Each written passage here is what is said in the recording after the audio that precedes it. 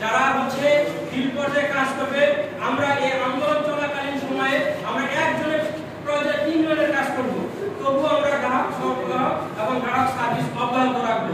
আমরা এই প্রতিশ্রুতি নেই যে আমরা হচ্ছে এই কয়েকদিন আন্দোলন চলাকালীন কয়েকদিন অতীতে আমরা প্রায় 14-15 ঘন্টা কাজ করে না, এরকম কোনো রেকর্ড নাই। আমরা প্রতিনিয়ত আমার লাইনম্যান ভাইরা প্রতিনিয়ত 14-15-16 ঘন্টা পর্যন্ত কাজ করে। আমার পিসিএম ভাইরাও তো তারা তাদের মতো কাজ করে। তাদের হয়তো কাজটা ওইভাবে ভালোভাবে আসে না, কিন্তু তারা যে পরিশ্রম করে না, কারণ হচ্ছে তারা একজনের 4 জনের মিল অলরেডি কেউ আছে একজনে বিতরণ করতেছে, পরিশ্রম সবাই করতেছে, কিন্তু আমার পরিশ্রমটা ওইভাবে ফিল্ড পর্যায়ে বলা হচ্ছে না, কারণ আমি পরিশ্রম করতেছি মানসিক। আমি বিছানায় শুয়ে থাকি, শুয়ে স্বপ্ন দেখি আমার লাইনম্যান কি করতেছে, আমার কোথায় কাজ শিখতেছে, আমি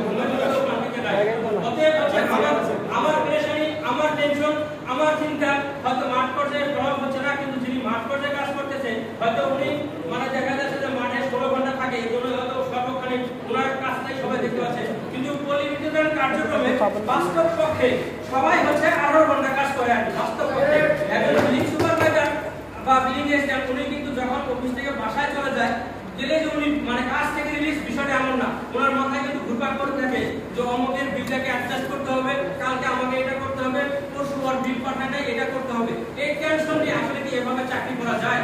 আসলে এই একটা ভিজিট হওয়া দরকার, এর জন্য এই আমাদের আন্দোলন। আর সকল সরকারের উদ্দেশ্যে আরেকটা মেসেজ, আমাদের প্রিন্ট মিডিয়া, আমাদের হচ্ছে অন্য মিডিয়া আমাদের কাছে আসবে, আমরা সকলেই বিক্ষিপ্তভাবে কথা বলবো না, আমরা সকলেই বিক্ষিপ্তভাবে কথা বলবো না, কারণ এবারের আন্দোলন আমাদের হচ্ছে অভিন্ন সার্ভিস কোডের জন্য আন্দোলন।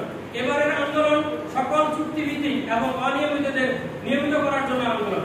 আমাদের অভিন্ন সার্ভিস কোড যদি বাস্তবায়ন হয়, আমাদের সকল চাওয়া বাস্তবায়ন হবে। আর এই একজন ডিডি বা ডাইরেক্টর যদি আপনার হচ্ছে শিফটিং ডিউটি করে, সে ডিউটি অ্যালাউন্স পায়, কিন্তু আমার জিএম 24 ঘন্টা গ্রিডে পড়ে থাকলেও তার কোনো অ্যালাউন্স নাই। যখন এই অভিন্ন সার্ভিস কোড চালু হয়ে যাবে, তখন আপনার আমার চাওয়া পাওয়া অটোমেটিকলি সেই সার্ভিস কোডের ভিতরে থাকবে এবং সেটা অটোমেটিকলি বাস্তবায়ন হবে। আপনার লাইনম্যান ভাইকে যখন তার আপনার শিফটিং ডিউটি চালু হয়ে যাবে অভিন্ন সার্ভিস কোডের মাধ্যমে, তখন কখনোই ওই লাইনম্যান ভাইকে 5টার পরে জুনিয়র জায়গায় কোনো জিএম ডিজিএমও ডাকবে না, বলবে যে ভাই আজকে কোনোভাবে বুঝে গ্রাহককে রাখেন, কালকে সকাল 9টা পর্যন্ত গালবানা করে চালাই দেওয়া যায় কিনা। তা হচ্ছে ওভারটাইম বেশি হয়ে গেছে। আমরা সচরাচর দেখি ড্রাইভারদের ওভারটাইম দিতে অনীহা, 5টার পরে কেন গাড়ি চালানো হচ্ছে। এই সামান্য পিবিএস এর একটা পিবিএস এর 10 জন ড্রাইভার থাকে, সেই 10 জন ড্রাইভারের ওভারটাইম দিতে যদি এত কষ্ট হয়, তাহলে এত শত শত পিসিএম মিটারের junior engineer, lineman, billing staff যারা আমরা কর্মচারী লেভেলে আছি, তাদের ওভারটাইম দিতে কি পরিমাণ কাটবে এবার আপনারাই চিন্তা করেন। অটোমেটিক্যালি নিয়োগ হবে, এই নিয়ে আপনাদের কোনো টেনশন বা পরেশানি করার কোনো প্রয়োজনীয়তা নাই। আপনারা হচ্ছে শুধুমাত্র একটা পয়েন্টে ফোকাস করেন, সেটা হচ্ছে অভিন্ন সার্ভিস কোড বাস্তবায়ন।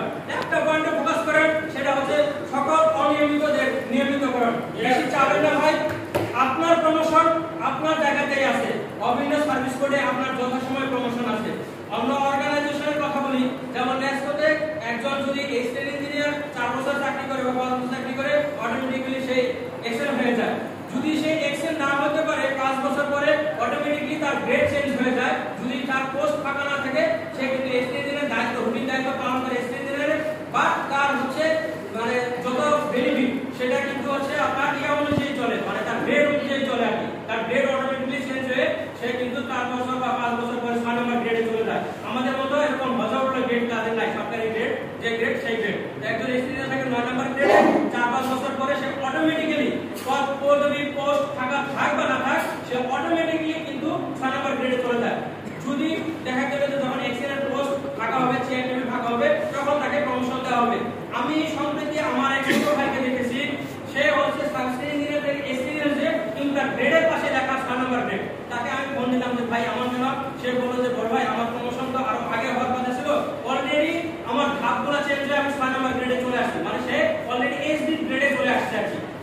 অলরেডি সে এসডি গ্রেডে চলে আসছে, তার মানে কিন্তু তার প্রমোশন হয়নি, কাগজে কলমে প্রমোশন হয়নি। কয়েকদিন আগে সে এক্সপিরিয়েন্সে কিন্তু অলরেডি সে এসডি গ্রেডে চলে গেছে, মানে 6 নম্বর গ্রেডে সে 10 নম্বর গ্রেডে চাকরিতে ঢুকছে, তার যাওয়ার কথা ছিল 9 নম্বর গ্রেডে প্রমোশন করে, কিন্তু তার গ্রেডের পাশে লেখা থাকে 06। তার মানে সে হচ্ছে তার টিয়ার চেঞ্জ হয়নি, কিন্তু তার হচ্ছে পদবি চেঞ্জ, টিয়ার চেঞ্জ হয়ে গেছে, আপনার গ্রেড চেঞ্জ আমরা আমাদের লাইনম্যান ভাইরা বলতেছে যে আমি কেন এসি হতে পারলাম না, আমি কেন জুনিয়র হতে পারলাম না। হ্যাঁ ভাই, যদি আপনার কোনো কারণে আপনি না হতে পারেন তবে আপনার গ্রেডটা যেন সময়মতো চেঞ্জ হয়। যে নিয়ম থাকবে একজন লাইনম্যান গ্রেড 1 5 বছর 6 বছর বা 7 বছর পরে এমপি হবে। এমপি পোস্ট পাওয়াই আমি মানলাম, কিন্তু এমপি কত নম্বর গ্রেডে চাকরি করে? 9 নম্বর গ্রেডে। নিয়ম মোতাবেক গ্রেড 1 সে 5 বছর পরে 9 নম্বর গ্রেডে চলে যাবে। আলটিমেটলি সে হচ্ছে 9 নম্বর গ্রেডে হবে। কিসের আরবিতে আমরা এত বিসিএস এর মতো এক মাস ধরে পড়াশোনা আইবা দিবে 14 বার টেকনিশিয়ান হতে নিয়ে যাচ্ছে।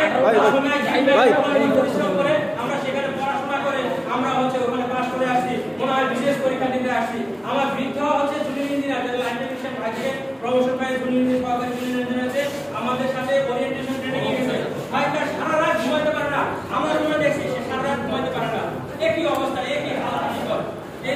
অতএব ভাই চাওয়া পাওয়া অনেকগুলো রাখবেন না, চাওয়া পাওয়া একটাই থাকবে আমাদের, অভিন্ন সার্ভিস কোড। এর বাইরে কোনো যাবেন না। এর বাইরে সাংবাদিক প্রিন্ট মিডিয়া কারো সামনে অভিন্ন সার্ভিস কোড এবং অনিয়মিতদের নিয়মিতকরণ ব্যতীত এত সব আলোচনা কেউ করবেন না।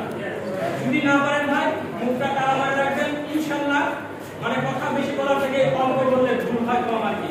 এজন্য আপনাদের উদ্দেশ্যে এই আন্দোলন, আজকে যে আন্দোলন হয়েছে শতভাগ সফল হয়েছে, এই সফলতা ধরে রাখতে হবে এবং প্রতিদিন মানে বারুদের মতো জ্বালিয়ে ফেলতে হবে। আজকে